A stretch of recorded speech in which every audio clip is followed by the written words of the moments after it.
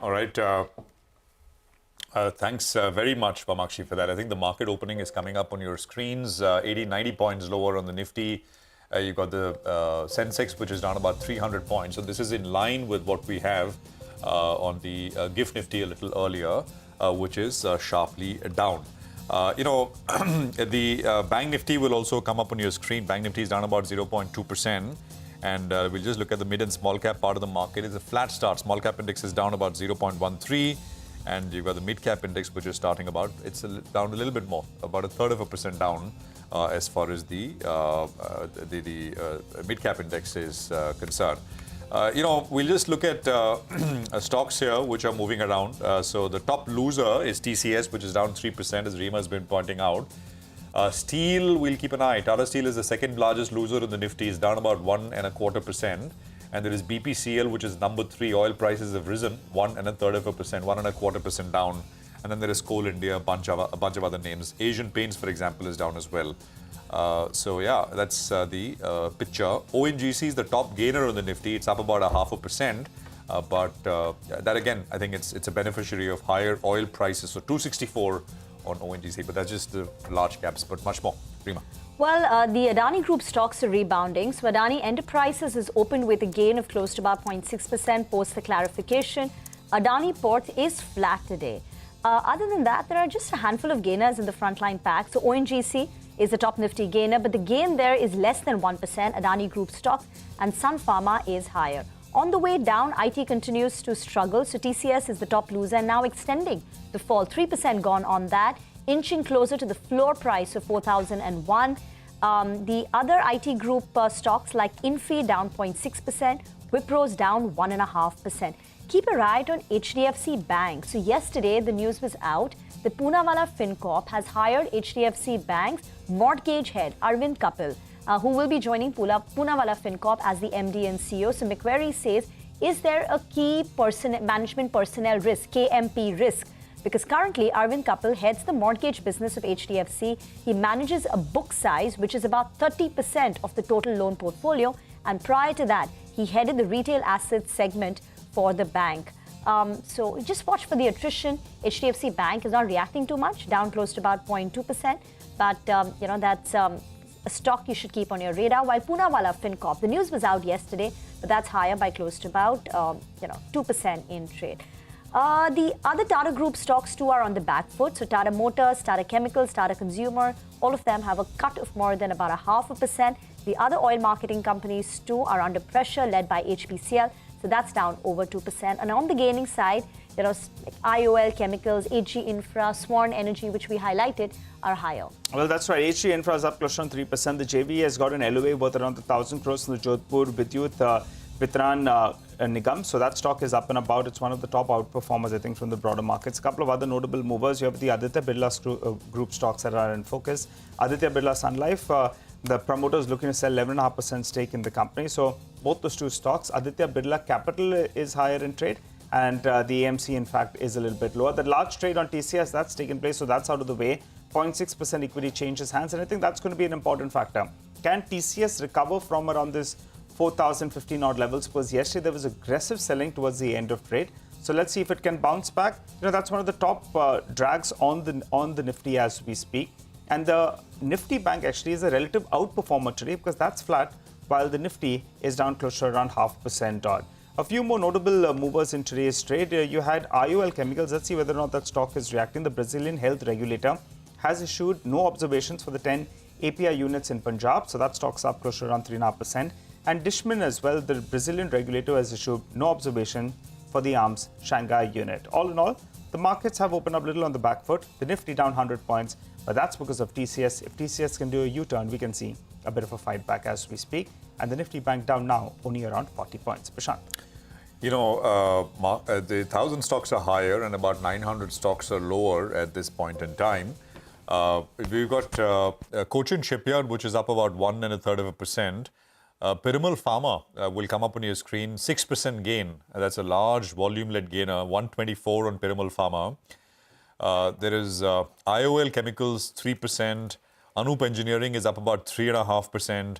Gensol, which basically halved in the recent correction from the highs, I think from about 1400 to 700-ish levels. Yesterday was limit up, and today again it's up 5%. Volumes are about 17,000 shares, as you can see. Rate gain is up about 2%. I mean, I think I saw IIFL note, I think this was Friday or over the weekend, I think 751, 2% on, but volumes are lacking. I mean, here, if you go down the list really without too much going on. Apart from that, on the downside, Lodha, I think we mentioned that 3%. Lodha saw a sharp 7-8% pop yesterday, so that's seeing a bit of a reversal. Chola Finance is down about 1.5%. These oil marketing companies we've highlighted. Tire names, right?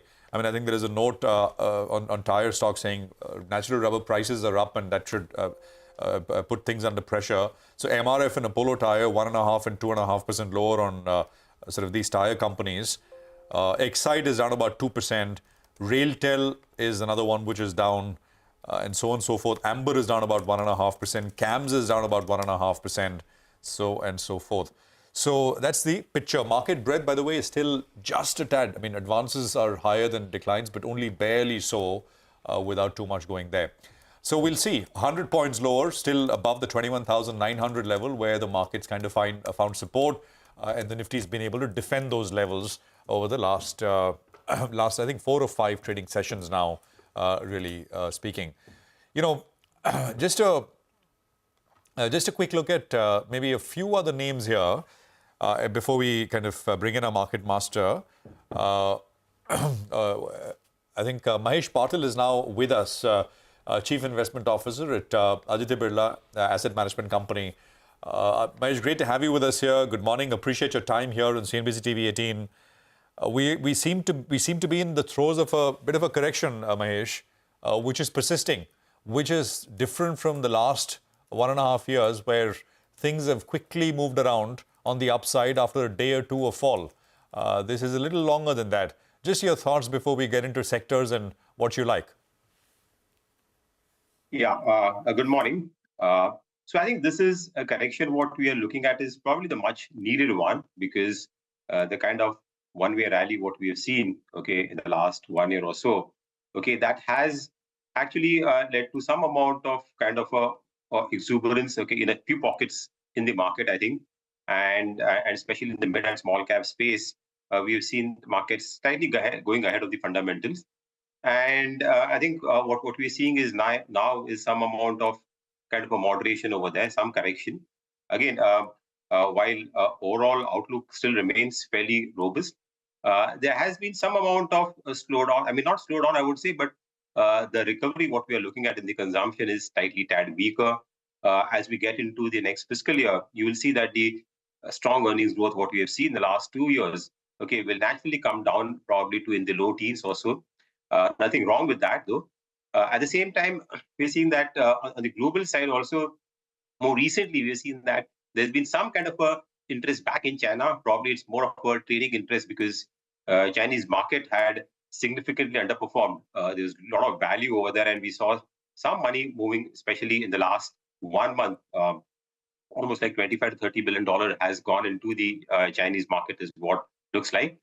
And I think that has led to the kind of a softness in our markets, more so in the mid and small cap space after the recent kind of circular, okay, which came from SEBI.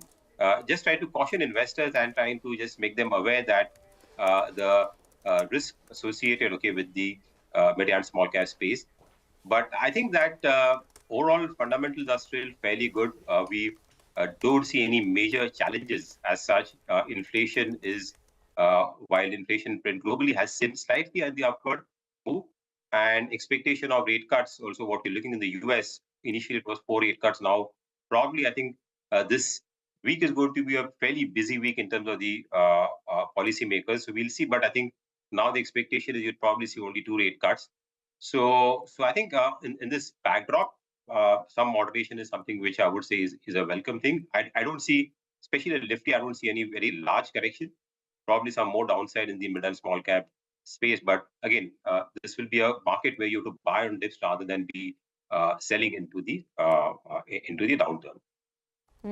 Mahesh, just to pick on that point where you said that the expected consumer demand pickup has not materialized, Where is it that, the market expectations are not anchored in reality right now? Where could we see a positive or negative surprise based on your channel checks with the picture on the ground? Yeah, so I think on the consumption side, currently still there is a slowdown over there, especially the FMCG sector and the bottom of the pyramid, right, where the recovery is still slow. I think we'll have to see how the rural economy picks up, right, post elections and the monsoon. I think that will be critical in the next fiscal year for overall drift up across the sector. Apart from that, in the few sectors we are seeing some slowdown is in the cement sector had a very strong growth in the last 2 years, double-digit growth. So that growth has now kind of moderated down, okay, to around 6-7% or so. And we've seen some amount of price correction over there. So you could see some downgrades over there in that sector. Apart from that, I mean, not material. I think consumer discretionary, which was weak for the last 2-3 quarters, I think that continues to remain slightly lower. In the commercial vehicle space, we are seeing some amount of kind of a moderation now after 2 years of very strong growth. So that's a sector which could probably kind of underwhelm on the downside is what we think. And apart from that, I'm not seeing any major kind of reasons to be really concerned about. The IT sector is another sector which has, I mean, there are a lot of expectations of a rebound into the next fiscal year, but I think it might take another quarter, okay, whether when we see a meaningful recovery over there. So there again, the commentary, okay, from the frontline companies is while order inflows are there, but I think the execution, I think the pace, I think that will take some time. So, I mean, frankly, I'm not seeing any major downgrade to earnings for next fiscal year, but some kind of a top-line slowdown definitely there because of the deflationary pressures which are there in the economy. All right. Hi, Mahesh. Good morning. Nigel on this side. Mahesh, what are you making of the supply of paper? You know, since you briefly spoke about tech and IT, you have TCS today, that large trade took place. So we're continuously seeing some supply of paper, whether it's from the promoter entities out here, whether it's foreign holders as well. Two ways of looking at it. One is a worry. Everyone's taking money off the table. The second, other way of looking at it is, on the positive side, is the depth of the Indian markets. So which way would you swing? So obviously, I think when you see money kind of, normally some of the PE investors, obviously they would want to book some gains and they have a finite time horizon. But when we see promoters selling in the market and trying to do that, we've seen that in multiple instances recently. I mean, that shows that clearly, the promoters are seeing that this is a good opportune time really to cash in some of the profits. So I think that shows that the expectations, okay, at this point in time, the sentiments are very, very strong, and it's a time where investors are taking some gains. Some smart money is probably moving out of the market, and that's again a sign of caution. I would look at it that after this strong rally, what we have seen, as I mentioned earlier, it's time to really take a pause over here, look back, sit back, and look at the fundamentals. Really focus on companies, okay, where earnings growth and valuations are in sync. Okay, where there is a mismatch, I think one needs to really take out money or book some gains. You said the earnings growth could slow down after what we've seen in the last 2 years or so. Is that priced in, or do you think we're going to see some earnings, some EPS cuts, which could hurt the market sentiment? I think to a large extent it's priced in because if you look at the consensus growth, I think clearly next year it's moderate. It's nothing bad. It's still in a double-digit growth, which is a very healthy growth rate. But compared to the strong growth what we are seeing earlier, I think it is there. I think there could be slight, I think, I don't know, but I think there could be some downgrade because the top-line growth, what we've seen in the last quarter, and then going forward, I think that could slightly be lower than what one is expecting. And the margin recovery, what was driving the bottom line growth, I think that to some extent is now fully there, right? One should not expect any further margin improvement because the commodity price benefit of those things is largely been through. So I would say could be some marginal downgrades, but not much. And to large extent, I think the slowdown next year is pricing, at least in the large cap names. I would say it's, if you look at the Nifty, it is somewhere near the long-term average, right? So I don't see any major reason for the markets to be too worried about or getting surprised on the downside. Okay, all right. Thanks a lot, Mahesh, for joining in and filling us in with all of those details. Wishing you a good day ahead, and we look forward to having you on the show yet again in the coming days. Well, let's move on then. The oil minister recently said that Hardeep Singh Puri, gas sector reforms have not reached end consumers when the objective is affordable gas prices. Mahanagar Gas recently cut its CNG price by around 2.5 rupees per kg. To discuss this and more, we have Mr. Ashu Sigal, the MD of the company. Hi, sir. Morning, and thanks so much for joining in. Well, we spoke in the last 1 month or so, but plenty of news flow post that. So let's get a couple of points out of the way. Have you heard anything from the government with regard to possible price cuts? PNGRB as well as the oil minister said that you're making, higher than normal profits. What do you make of the same? No, there were statements from the government side and also PNGRB, but they were statements which were in industry specific. So we have not done any price cut based on certain discussions with the government or anybody else, because the prices of LNG also has fallen down since last few months, and the cost of procurement has come down. So in last 1 year, if you see the track record, we have reduced prices of 8 rupees per kg of SCM per kg of CNG in last year, April, then followed by 3 rupees in October, and now very recently 2.5 rupees. So it's a calculated thing which we take, seeing the prices of alternate fuel, cost of procurement, and the profitability. So you have not heard anything from the government which pushes you to take any further price cuts? You're saying the price cuts that you have taken is because the input cost has been falling. That's right. And in fact, the prices of MGL as such is the lowest in the country for CNG as well as PNG. Mr. Shingal, hi, good morning. I think the doubt came because the comments from the minister came and the next day prices were reduced, right? So are you saying that was largely a coincidence?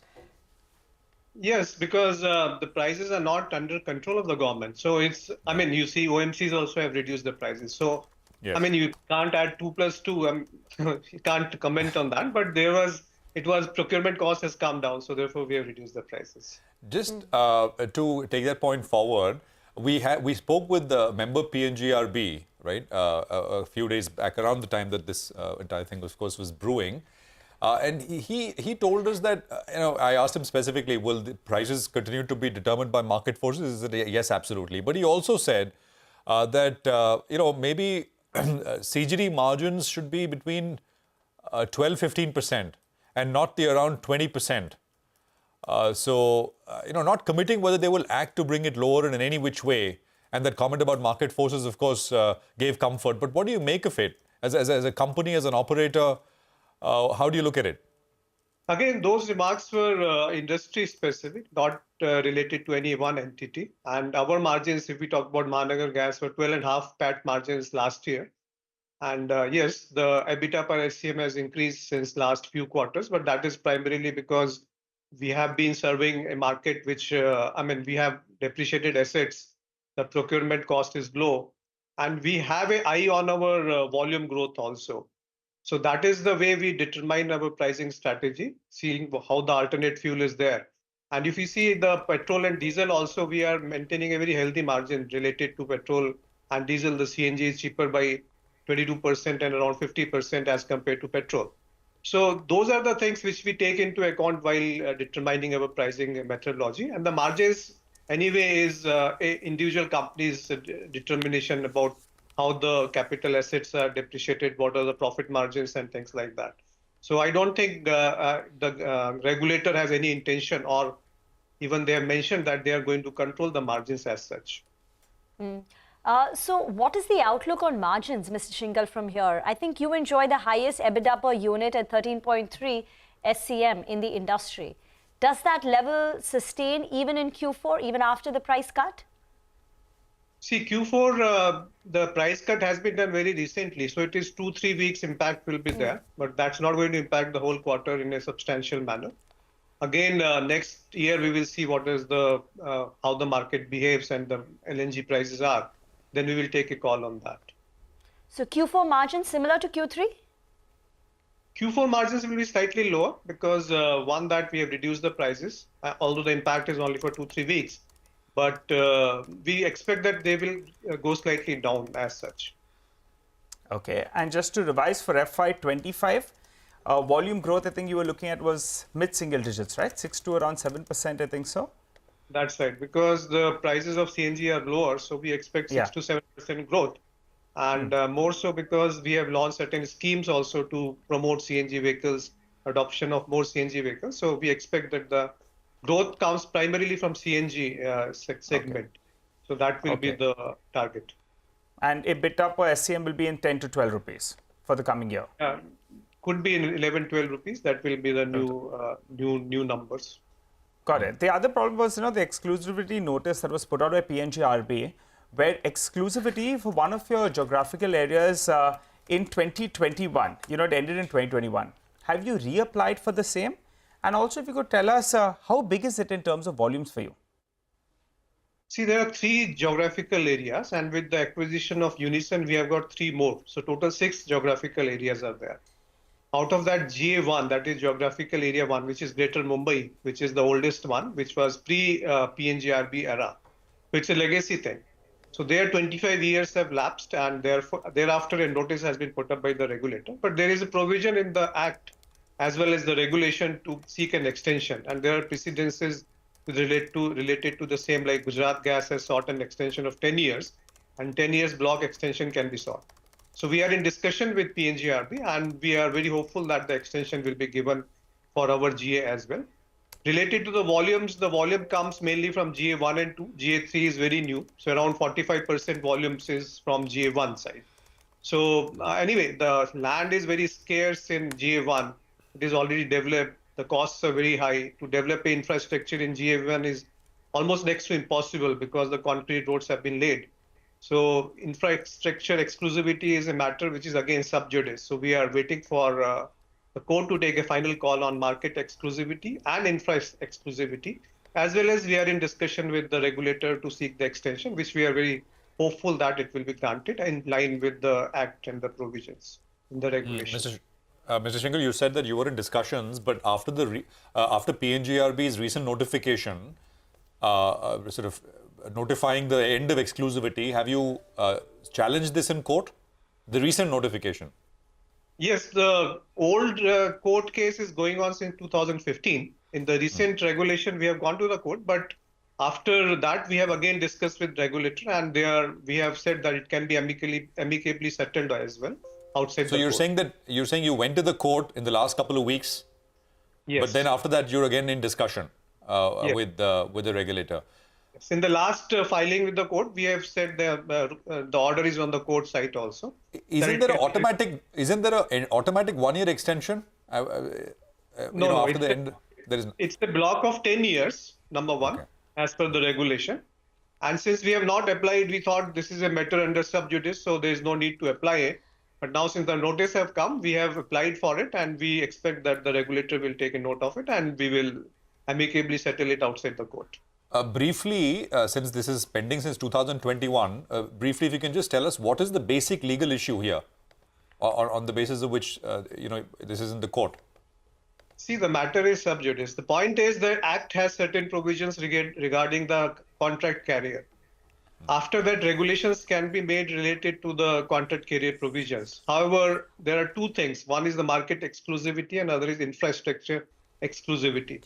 Now, that is a part of interpretation of the Act and the ability to form regulations as per the Act.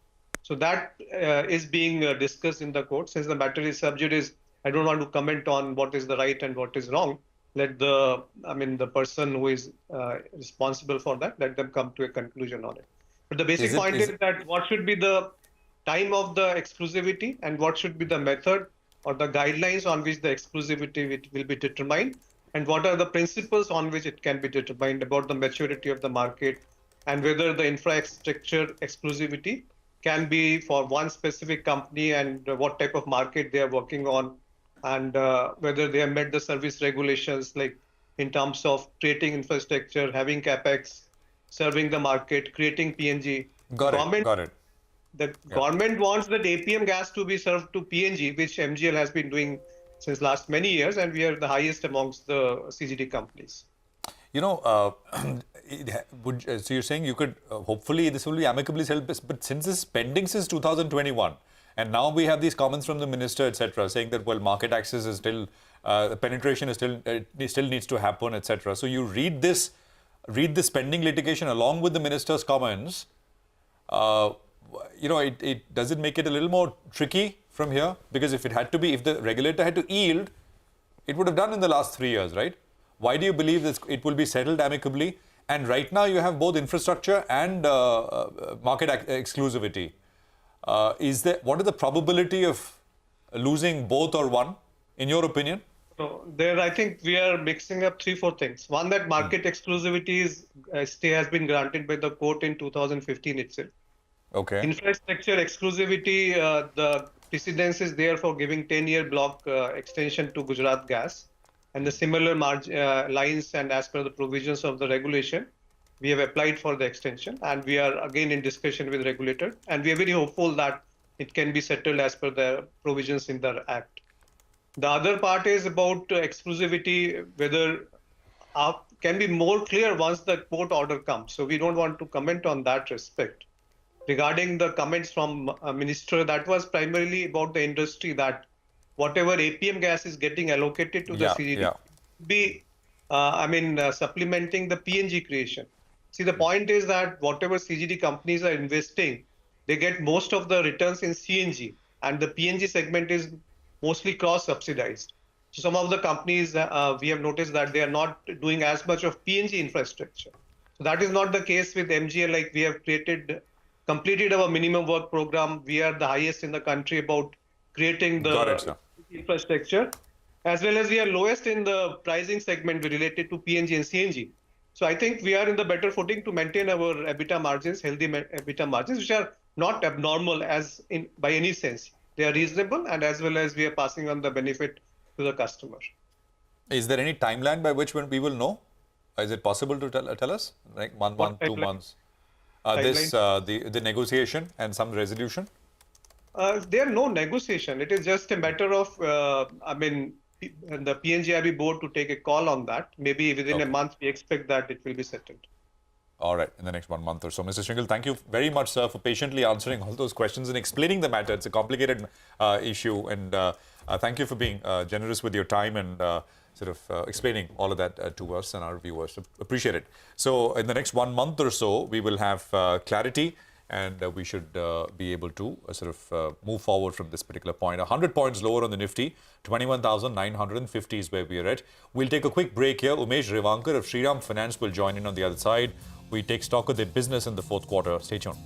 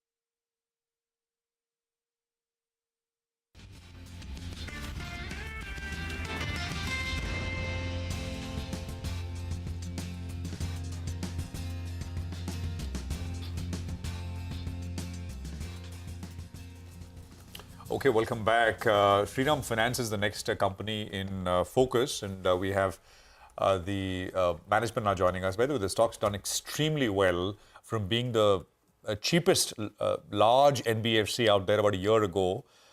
It's kind of moved up, but still not in the expensive zone, or still cheaper as compared to some of the other larger comparable NBFCs. Well, to discuss how's fourth quarter panning out so far, we have Mr. Umesh Revankar, Executive Vice Chairman, Shriram Finance, joining in to take us through the conversation. Mr. Revankar, good morning, sir. Great to have you with us here. Thank you very much for your time. The fourth quarter is usually seasonally pretty strong for Shriram Finance. So could you tell us what are the trends that you've seen so far? Is it going to be as strong as markets are expecting, and just a little bit of color on the business? Yeah, good morning. The demand is quite good. I should say that it may not be as strong as the previous year fourth quarter because the election is nearing. There is some tapering of demand, but still it will be largest quarter for us in this financial year, and maybe we'll be still growing our book at around 20% on AEM. So overall scenario is good. The collections are good. So that is one very positive thing. The asset quality will remain very strong. So this 20% AUM growth, is it for Q4 or is it for full year? Because you did start off by saying that you are seeing some moderation in demand. It's for full year. It's for full year. Full year. And what about Q4? Full year. Year. Sure. And what about Q4, sir? And is this moderation there will be little moderation in Q4. Since the elections are announced now, there will be some delay in pickup of especially commercial vehicle related to construction. There will be some postponement and some moderation there. That will have a small dip in the compared to the previous year fourth quarter jump. This year will be little on lower side. And this will spill over into Q1 also? Yes, definitely yes. We did gave the guidance in the beginning itself that Q1, because a 2 months long election will have some impact on the government capex, and therefore the demand could be a little on the lower side, and people will be little careful, and they may not really get into borrowing mode immediately when there is a election result coming, and the entire government machinery would be involved in the electioneering. So definitely there will be less sanctions, less approvals, less disbursals. Okay, all right. Hi, Mr. Revankar. Good morning and good to see you in. For FY25, then what should we assume? A 15% growth, AUM growth, and also cost of funds for you have been relatively higher. But some part of the street is hoping maybe there could be a rating upgrade that comes about, and they're expecting cost of funds to come down, which will support NIMs. What could you guide us for NIMs? 8.9% I think is what we were working with earlier. Yes, you're right. The guidance for the next year we have already given. It's 15% AUM because the first quarter growth will be a little lower, and that may have an impact because we again in India we do have to wait for a proper monsoon and rains, and then we can predict how the second half would be. The first half will be little on the lower on the growth side. On the funding, borrowing side, we do expect the cost of borrowing to be the same as now. We don't really expect anything beyond what it is now. And if the rainfall predictions are good, and there could be some improvement in the liquidity post the election or new government forming in, there will be a little additional liquidity plus some amount of rate, what called the central government, the central bank coming out with some moderation in the rates. So we do expect that the rates will remain same or will come down to some extent because of additional liquidity and also some rate action.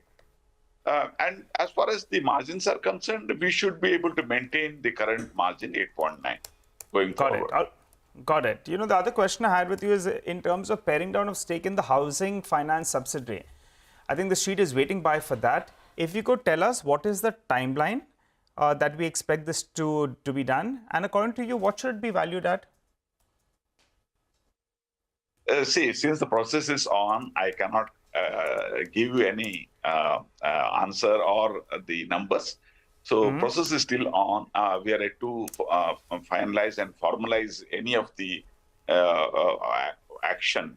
So maybe in the first week of April, we should be able to have some visibility, or it could be post our results, because when results are there, we may not be able to come out with the numbers. So it something will happen maybe in a month or two. So by the first quarter of next fiscal, you're expecting this deal to take place? Yes. And your media articles are suggesting that it could be 5,000 to 6,500 crores. Possible? No, I don't have an answer for that. Okay, at least we got a timeline. Okay, Mr. Revankar, by the way, since you mentioned first quarter of 25, there is the rating upgrade also, right? Which perhaps is possible. The next review at least is around that time.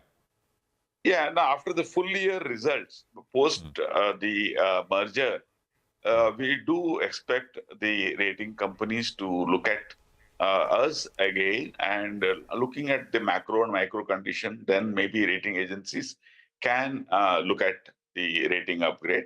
We are quite hopeful and optimistic on the same. Okay. Just one thing, Mr. Revankar, you know, on gold loans, for example, right? There was the recent issue with another NBFC. And on the call, the management of the NBFC essentially explained, could you tell us what is the, according to, you know, the rules as they, I think these are income tax rules rather than specifically what RBI has laid down, you know, handing out cash disbursements only up to a certain amount, I think 25,000 rupees or so, not more than that. How is it, what is, you know, the general understanding was that it's an accepted practice across the industry, so there will be growth curtailment across the board. Could you tell us where do things stand at Shriram Finance? See, basically, there is a industry practice because, see, what happens is there are a lot of pawnbrokers, the informal segment, which is lending against gold. And basically, the NBFCs and bank both are also lending against the gold. So the practice is, since the average ticket size is around 50,000-60,000, it is normally in cash. And the collections are normally, you know, collected either through digital or cash again. But there is Income Tax Act which has a restriction of cash dealing more than 28,000, and we have represented this to the Income Tax Authority and to RBI both. So this is something which I feel there will be some kind of a guidance that will come very soon, because of the regulator having questioned on this, and we do have to look at it. But at the average ticket size being small, I don't think it is a matter of big concern for us, and we should be able to move on to digital for the entire gold loan quite comfortably, if need to be. So I don't really see big challenge, and temporarily there could be some what call curtailment on the lending. But once habits are built, then automatically it will go back to the normal. For you, of course, it is a very small percentage, but it's a fast-growing segment. It's a high-margin business, but it's a small percentage of AUM as of now. But you're right. You said it's 20. The limit is right now 20,000, sir. You said 20,000 cash transaction. 20,000. And since these are IT rules, but since the industry is, I'm assuming not just you, but others have also made representation to the regulator, is it possible for them to sort of provide a separate sort of dispensation with regards to gold loans, or the broad IT rules will apply? I mean, if it has to be changed, then those rules will have to be amended, just for understanding. And it may not affect you. if that 20,000 limit stays and the regulator decides to implement it across the board, maybe we will see disruption in pure gold finance companies and others who are big in this segment, not you so much? No, the representation has gone to both the income tax authority and to regulator both. We're just waiting for the clarification. But I really don't think there will be a big curtailment on the gold loan per se. I believe there will be, I think there will be shift in the transaction to a digital mode or to through the bank. So I don't think that's a challenge. See, gold loan is normally done in a very emergency purpose. So you need cash immediately. That's the kind of a requirement. And the pawnbrokers are able to provide that. And even though they are not supposed to do it, but there is a practice. So we have to find out what is good for the customer and for the industry as a whole. So we will work out something, and I think business maybe temporarily it come down, but we should be able to manage it. Mr. Revankar, thank you very much for joining in. That's Shriram Finance for you, one of the big outperformers of last year with the stock having rallied close to about 95%. Moving on to another big mover, and that's Senco Gold and Diamonds. In the last 1 year, the stock has seen a gain of close to about 84%. So joining from the sidelines of the Motilal Oswal ideation, the 9th conference, we have Suvankar Sen, MD and CEO of Senco Gold and Diamonds. Thank you very much, Mr. Sen, for joining in. First, if you could give us a demand check, how has Q4 been for you? In the first 9 months, your revenue growth has been 26%. Is Q4 in line? How are you likely to end FY24? Yes, if you look at the Q4 demand compared to the last year, Q4 continues to follow the annual trend of above 20%. January, February was the peak season for the weddings, so the demand continued to happen. In the month of March, post the end of the wedding season, you can see that, there is the situation of advance taxes to be paid by companies or exams, for the consumers, for their children. So that kind of takes away a little bit of the, the steam. But other than that, we as an industry is looking forward to the upcoming season of April and May. Akshaya Tritiya, which is one of the peak buying days for the industry, is in the 10th of May. So all preparations is now being made towards April and May. So on an aggregate basis, so far at least till the 18th of March, what would be the same-store sales growth in Q4? And have you made plans for FY25 in terms of the kind of revenues that you're targeting, the SSG, your number of stores that you would like to add? What's the next year's plan and vision? So the same-store sales growth numbers, if you really look at it, this particular financial year is very, very encouraging. It is in the range of, certain quarters have done as good as 18-19%. Other than that, on an annual basis, you could make about a 16-17% same-store sales growth. But the reason why the same-store sales growth have been so good, one of the major reasons being that hallmarking being mandatory, a lot of consumers are coming with their old gold jewelry that they want to exchange and buy new jewelry which is HUID hallmarked. And that is one of the reasons we saw that incremental 5-6% of same-store sales growth that we have achieved is because of the exchange of the old gold jewelry that consumers are coming to buy. On a normal trend basis, if you look at historically, a 10-12% same-store sales growth is a standard practice. But this time we've done about 17 to 19%, which is very, very encouraging for us as a company. All right. Hi, Suvankar. Good morning and good to see you in. Nigel on this side. Give us a couple of details. Tell us about your gold diamond mix. How do you see that panning out, say for FY26, FY25, FY26? And also give us a brief, broad guidance on margins. So if you... Right. So if you look at the performance of Q3, our diamond jewelry sales have gone up by 40% in terms of value and 27% in terms of volume. So therefore, overall, while our diamond jewelry stud ratio is in the range of 11 to 11.5%, and our endeavor is that over a period of time, we take it towards 15%. And as we all are aware that there is a slightly higher margin for diamond jewelry compared to gold jewelry. So over a period of time, though in this financial year, if you really, kind of trying to foresee that what kind of margins we can expect, compared to last year, there will be a marginal, maybe high single-digit growth in terms of the margins that we will expect. Because, overall in the industry, with the gold prices going up so high, there is a lot of offers, discounts, steps that we are taking to attract the consumers in spite of the high gold prices. So overall, we are seeing a high single-digit growth in terms of the margins. I know, absolutely. Gold prices have done very well, right? So that's kind of more than made up for any other issues out there, which, it's been pretty steady. There is a new listing, by the way. Popular Vehicles is listed at 290 nearly. Pretty much flat at the issue price as well. And there's one more. SCI Land and Assets is listed at 47 rupees as compared to the issue price of 27 rupees per share. So the primary market, IPO market, really looking, actually buzzing, although the listing pops are kind of absent today, with the overall market being down a little bit. Suvankar, hi, morning, Prashant here. You said diamonds are about 11% of the share overall? Yes.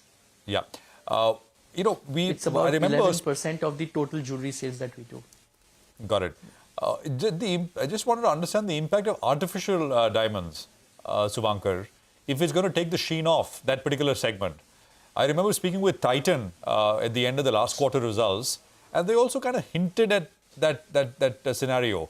Not at the higher end sort of gold jewelry segment, the pricier segments, but maybe at the entry-level diamond sort of market, that level, perhaps will take a bit of a knock. It's still an evolving situation, but just your thoughts. So see, the artificial diamonds, it's better to call it the lab-grown diamonds, right? Yeah. Because it's it's in the same condition of temperature and pressure that these diamonds gets created, the way it is done in the mines, only in a kind of a lab scenario. And what we see is that the future of lab-grown diamonds, the base is very low. It's still in the very initial stages. But the question is that it is only for the higher sizes of diamonds that it makes sense to look at the lab-grown diamonds. So, half carat, 1 carat, that's where you will try to see that there is a value that gets created for the consumer compared to the natural diamonds that are available in the market vis-a-vis the lab-grown diamonds. In the smaller size diamonds, it really doesn't make much of a sense. The difference in pricing is, very minimal. But the question is that it is a new product for the industry, and for the consumer, the aspiration to own a diamond is there. And it is now up to the industry that how we are being able to create the design, the jewelry, and fulfill the demands of the consumer as per their requirement.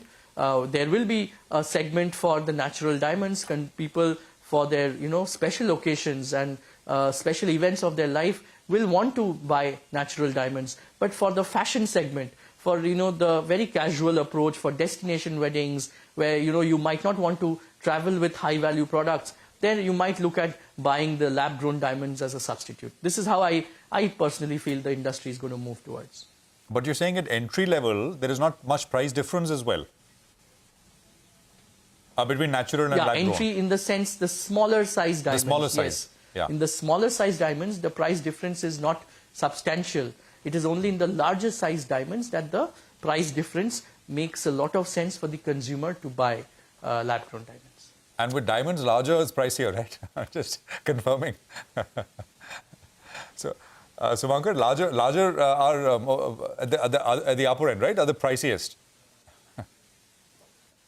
Yeah, like 1 carat diamond, say would be 4 lakh rupees for say a particular natural diamond, which you might get it at a lab grown, say for 75,000-80,000 rupees. That's the kind of difference that you might be enjoying.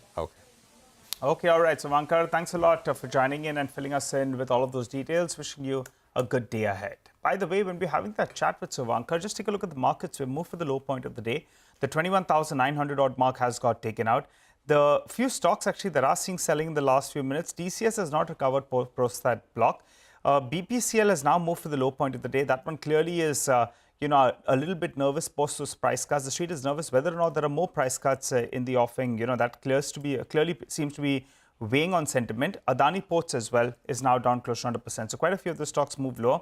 ITC is the other one that was trading in the green, which has moved into the red. Well, we'll slip in a short break. You come back, we'll turn our attention to the commodities market. Manisha will be joining in for exactly that.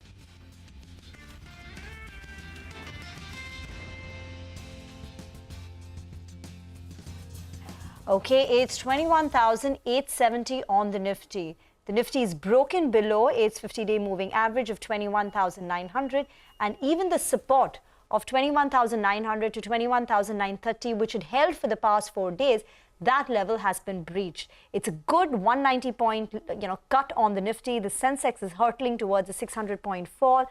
So now it's getting a little uncomfortable because these are the lowest levels that we've seen in the last couple of days. The mid-cap index is a fall of more than 1%.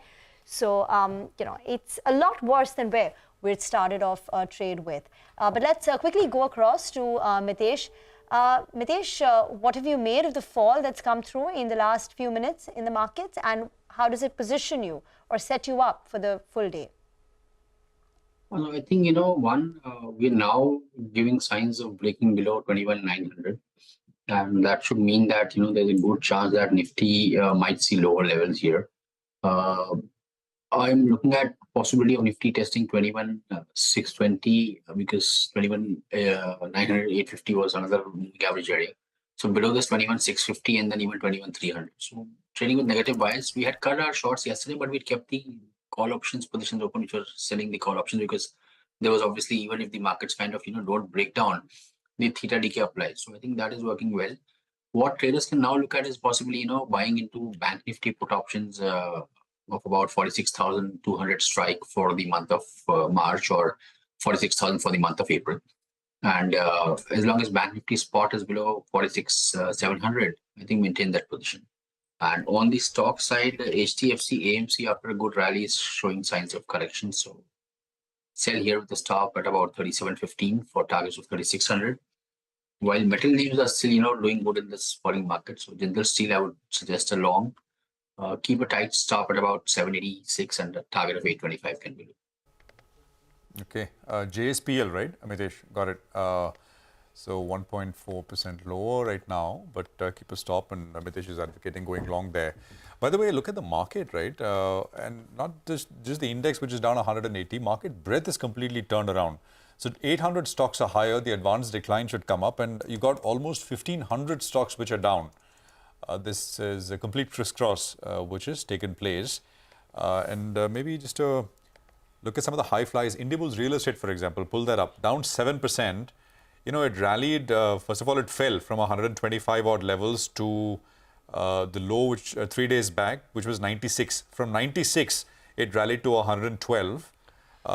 And 121, beg your pardon, and now today it's seeing a sharp fall here. And on the Nifty, the advanced decline is a lot worse. We've just got 4-5 stocks in the green. The rest 45 are actually in the red. So, the breadth in the large cap is also quite bad. Yeah, but that is understandable, remember, because the index is down 180. So, but the broader market with the small cap index, etc., which is just down 0.5%, right, on both small cap and mid cap indices. There, it's now inching 2:1 in favor of what's down.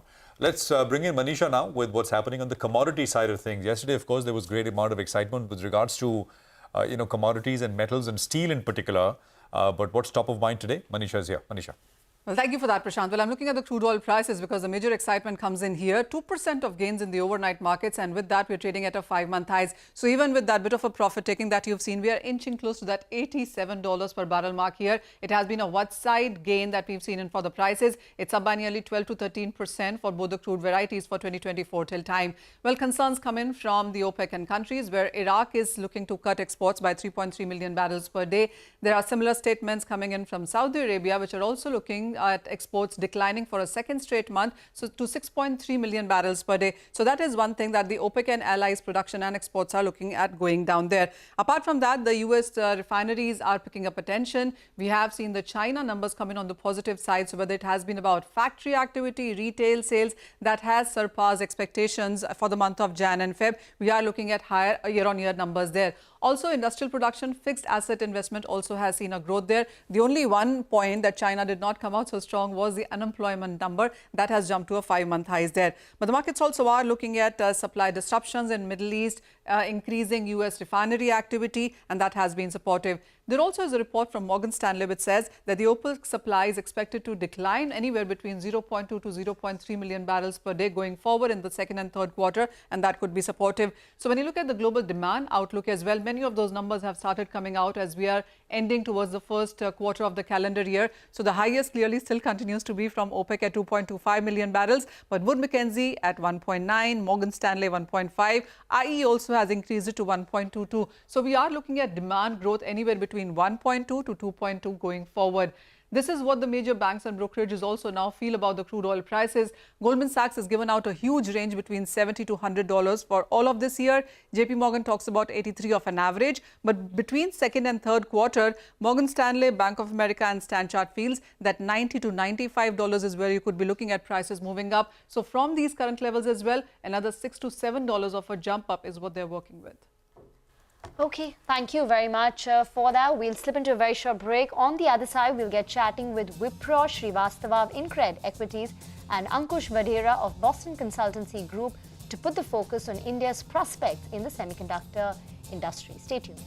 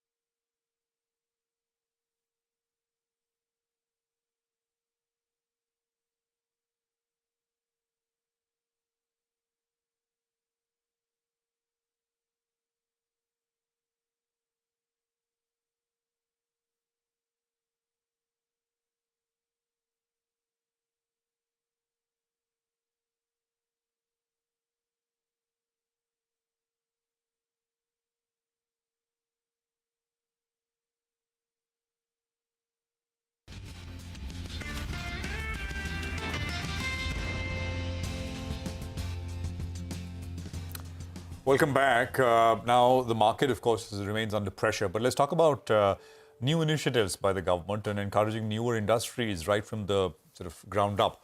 A recent forecast from Gartner suggests that global semiconductor revenue is projected to grow at more than 16% in 2024 to $600 billion plus.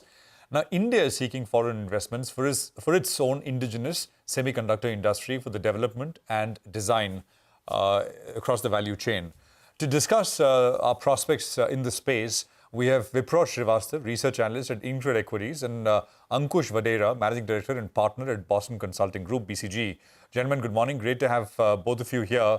Appreciate your time. Ankush, if I can start with you. You're following these developments closely in terms of what the government is trying to do, the announcements that we have, commitments that we have rather from companies to enter this value chain. Where are we looking to break into this semiconductor value chain? Is it largely on the side of chip assembly, etc.? Is it at a more fundamental level? And what do you make of our prospects? Sure. Good morning, everyone. Firstly, thank you for having me with you this morning. Before I answer that question, if you allow, I just want to encourage us to look at the India semiconductor opportunity in perspective of what is happening around us in the new world order. You mentioned supply chains. How new supply chains are being created in a post-COVID new normal, where the China plus one strategy is being adopted by many countries, and that provides India with an unprecedented opportunity. And two, how it is impacting the electronics space in India. When we look at just the electronics manufacturing sector in India, this was a $30 billion industry last year and should grow 10x in the next 6 to 7 years. And a lot of this growth is going to come from areas like electric vehicles, batteries, mobile phones, wearables, etc. Within this, the semicon opportunity in India will be over 110 billion by 2030. And when you talk about value chains, I think it is important to understand that today, more than 99% of the semiconductor demand in the country is being fulfilled by imports. We had over $20 billion of direct chip imports in 22, and we are the fourth largest semicon importers by volume. And 40% of our demands are actually being met through China. So when you look at it in this context, the kind of investments that are coming in India are now coming in the core fab space. So a lot of manufacturing of the chips, starting from manufacturing to then testing, setting up of OSAT and ATMP facilities, and then further going down the value chain, leading to more robust supplies for the electronic manufacturing sector is what this scheme is looking to achieve. So Ankush, very simply put, the first stage is designing, then is manufacturing, and then the last and the final stage would be where you test and package it. Right? India is going to look at a play in manufacturing and even in the last step, which is OSAT, which is traditionally called as your, the packaging and the, testing phase. Is that correct? 2 out of 3? Absolutely. Okay. And, we need to look at this in context of the fact that we have had we have been a design hub for the world, right? When you look at the prefab stage, we've always had, global giants working out of India like TI, ST Micro, NXP, Qualcomm, etc. So we were always designing for the world. Now is when we will start manufacturing for ourselves and for the world. Vipraw, come in on this, right? First, tell us the key players in the Indian listed universe who stand to benefit from this semiconductor opportunities and the steps that they're taking, and how difficult, while the opportunity is there, what are the challenges that lie ahead? So basically, as far as players are concerned, we have companies like CG Power, which already has entered in the OSAT part in alliance with Renaissance, Star Microelectronics. And then obviously we had Keynes. Then obviously the semiconductor ancillaries come into play, wherein we have companies like Linde, which can provide the chemical gases required for cleaning of fabs. So that is obviously there. So these players are mainly in this space. Then also we have unlisted universe, Tata and all is there. But again, the important part is, as far as challenges is concerned, you have to also understand that the global OSAT industry is changing. So previously, a lot of R&D which used to happen in the foundry level, wherein when these chip foundry manufacturers like Intel or TSMC were doing a lot of R&D there. But now what's happening is that Moore's law is slowing down. Moore's law meaning the transistors will shrink every 2 years. That is slowing down. So now what's happening is these chip manufacturers are realizing that, and they are focusing a lot of their research on OSAT parts. So if you look at last year numbers, the capex which TSMC, Intel, and Samsung is doing in the OSAT part, it's even higher than OSAT market leaders like ACE and Amkor. So that is making it difficult. In OSAT, we also have two technicalities: traditional packaging and advanced packaging. India will most probably enter traditional packaging. That market is slowly stagnating around 2%. But then from India's perspective, you have to start somewhere. That is fine. But the real growth, where the AI boom is coming, these NVIDIA chips which needs to be assembled, that is coming in advanced packaging. And that market should grow around 12-13% CAGR from this year. So that is important. India's main value add would be this transition from traditional to advanced. The quicker this transition happens, the better we'll be in terms of semiconductor value chain. Because ultimately in traditional packaging, you have to realize that historically players from Malaysia and Taiwan have not created much value. The real value creation lies in the advanced packaging, and that is important for India. The quicker we transition from traditional to advanced. Ankush, sort of you want to weigh in? Interesting points there from Wipro on some of the points he made, advanced and traditional packaging. Also, that point that you earlier made, Ankush, about designing, a lot of it happening actually already in India. So you're saying that a lot of the lithography works happens here and happens out of India already? No, so I was so let me answer this in two parts, right? Yeah. One, I think on what Wipro was sharing on the packaging side. See, the technology will continue to evolve, right? The ATMP space is going to become far more attractive and lucrative than traditional OSAT. That is absolutely fine when you look at things at an absolute level. But when you look at things with respect to our needs as a nation, where we are striving and striding towards Atmanirbharta and self-reliance, there is still significant demand that we will have locally that will need to be met even on traditional packaging. So it is, it's not to say that we should do only the new age stuff and not do what has been legacy. I think we will need to strike that right balance between doing a little bit of both, of course, with an eye on the future. To your second question on the design side, there is a lot of fabless design that has been happening in India. So, before you actually get onto the fab and onto the lithographer, there's a lot of fabless design that needs to happen. And that is what, companies have been doing in India for over 2.5-3 decades. I remember, in late 90s after I graduated, there again, some of these players like SP, Micro, etc. were some of the biggest employers for talent. So till CapEx was not required, a lot of design was happening in India. With this move that the India Semiconductor Mission has made, a lot of manufacturing facilities get set up, and we start capturing the core part of the silicon and the compound silicon manufacturing part of that value chain. And that's going to be very, very important and exciting for India. Wipro, since you mentioned a few names, have you looked at where they're trading, what they're pricing in, and from a here and now investor perspective, does it, do they offer any attractive entry points, or what are they pricing in, some of these names?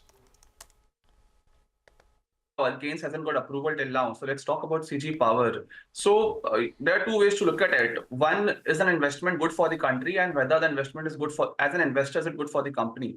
So what you have to understand very clearly is that for CG Power and for other OSAT players, if they get approval in future, government subsidy is a must.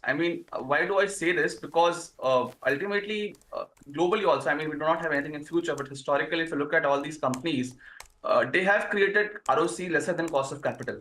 That is very important to look at. So ideally, X of subsidies, obviously. So ideally, going ahead, CG Power has tied up with Renesas. So we have done our own internal analysis. So their investment should be close to around 7,800 crores. So ideally, it should top line asset turns in this industry is 0.6, 0.7. So 3,000, 4,000 crore could be a top line generator. And obviously, in terms of margins, we are comparable with Penang in Malaysia. So power cost, we are cheaper than them because of the subsidies by the government of Gujarat. And then obviously in terms of labor, we are cheaper than Malaysia. So ideally, as a company, as a CG Power can gain good margins. Malaysian firms make north of 30% margins. So obviously they can make close to that. The issue is top line. What I feel is that going ahead, because the lower end is highly commoditized and it's a lot of pricing pressure is there, So what I feel, if it's a good investment for CG Power, ideally, first of all, imports must be protected. I mean, you can't have imports coming in India from China because in initial years, we won't be price competitive with them. And secondly, what's very important is that in the fabs must come more to India, because geographically, if you observe, if you look at companies like ACE, which is the largest store-side player, its facilities are stone's throw away from TSMC. That's what makes ACE special. So ideally, fabs must continue coming to India, and government must also realize that even if they invest a lot in fabs, I mean, out of the current outlay of 76,000 crores, more than half has gone in fabs only. Remaining has gone to Micron and CG Power. So even the government keeps investing in fabs, they can't forget OSAT. OSAT has to chug along in terms of subsidies. Then only it will be a good investment for CG Power and for other companies in future which might come in this space. So yeah. Okay, gentlemen, great conversation. There's so much more to discuss, but we're out of time. Vipra, Ankush, thank you very much for joining in. With that, it's a wrap on Bazaar from the entire team. Thank you for watching. Chartbusters up next.